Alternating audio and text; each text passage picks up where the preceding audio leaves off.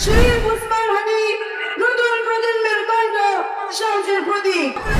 আপনার বাহাদের কথা পৃথিবী হত্যাকাণ্ড কি হঠাৎ হয়েছিল?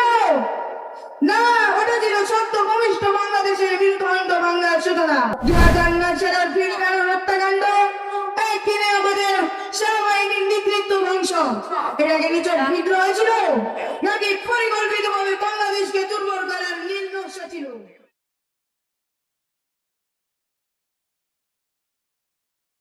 মার্কাজুল কোরআন হিফজ মাদ্রাসা কর্তৃক আয়োজিত আজকের ইসলামী সম্মেলন ও কেরাত মাহফিলের সম্মানিত সভাপতি, মঞ্চে উপবিষ্ট বিশিষ্ট আলিমদ্বীন, ইসলামী চিন্তাবিদ ও শিক্ষাবিদ, দূর দূরান্তরা, আগত আমার তাওহীদ প্রিয় ভাই ও বোনেরা, আসসালামু আলাইকুম ওয়া রাহমাতুল্লাহি ওয়া বারাকাতুহু।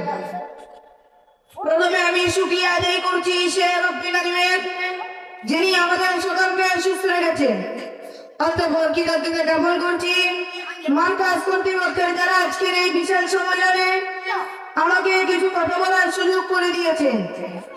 আমার প্রিয় ভাইরা, বাংলার সংগ্রামী তৌহিদি জনতা যখন বিশ্ব প্রতিনিয়ত উন্নতি আর অগ্রগতির দিকে এগিয়ে যাচ্ছে, তখন কেমন যেন আমাদের এই সোনার বাংলাদেশ হারিয়ে যাচ্ছে আধিপত্যবাদ আর সাম্রাজ্যবাদের অন্ধকার রাজ্যে।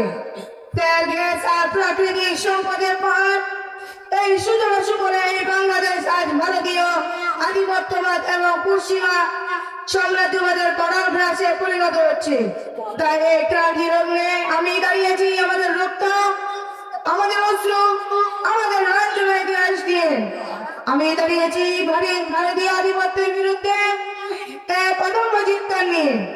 ভাইরা আমার, 1947 সালে ব্রিটিশরা বিদায় নিল, কিন্তু দুঃখের বিষয় আমাদের কপালে নতুন শিকল পরিয়ে গেল।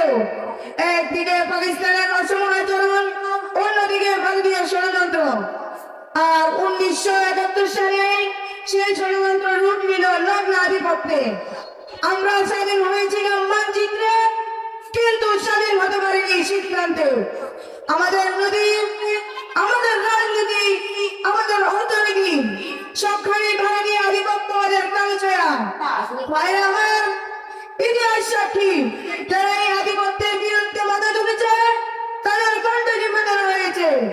আর তা শুরু হয়েছে বুদ্ধিজীবী হত্যাকাণ্ড দিয়ে। বুদ্ধিজীবী হত্যাকাণ্ড কি হঠাৎ হয়েছিল? না, ওটা ছিল সত্য ভূমিষ্ঠ বাংলাদেশের বীরকণ্ঠ বাংলার সূচনা। 14 ডিসেম্বর 1971 সালে স্বাধীনতার ঠিক 2 দিন আগে এই জাতির মস্তিষ্ককে হত্যা করেছিল আধিপত্যবাদী এই ভারত। 2009 সালের ফিলকানোর হত্যাকাণ্ড একদিনে আমাদের সেনাবাহিনীর নেতৃত্ব ধ্বংস। এটাকে নিছক বিদ্রোহ ছিল নাকি পরিকল্পিতভাবে বাংলাদেশকে দুর্বল করার নীল নকশা ছিল? আর আলেম সমাজ যারা তালিকা বলছে, যারা অন্যায়ের সামনে মাথা নত করে না, আজ তাদের বিরুদ্ধে মিথ্যা মামলা, চরিত্র